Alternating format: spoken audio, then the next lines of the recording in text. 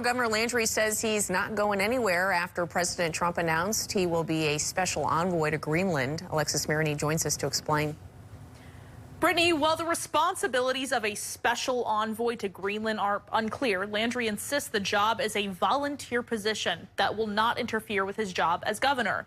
Think of a special envoy sort of as an ambassador sent to other countries on behalf of the United States. What is clear is that President Trump wants to annex Greenland, and this new title for the governor could be a part of that mission. The president called me and asked me if I would help our great Secretary of State, Marco Rubio, out, and he is doing a phenomenal job.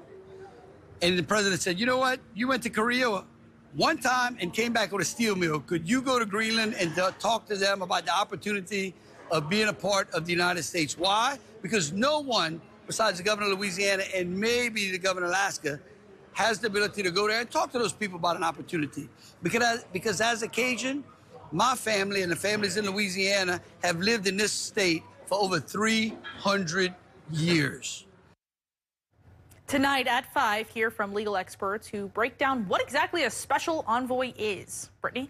All right, Alexis, in a statement sent to WBRZ, Congressman Troy Carter says he's skeptical of Landry's appointment. He says Louisianians expect their elected officials to focus fully on the jobs they were elected to do, and any outside role, volunteer or otherwise, should be evaluated carefully to ensure it does not conflict with state law or constitutional requirements.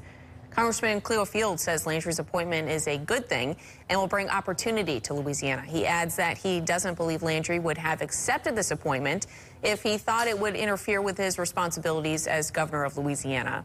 Greenland is currently a territory of Denmark. Their prime minister says Trump's appointment of Landry threatens Greenland's territorial integrity.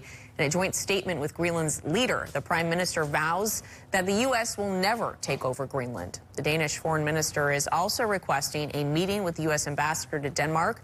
We'll continue to keep you updated on Landry's appointment and its implications for Louisiana on air and on our website.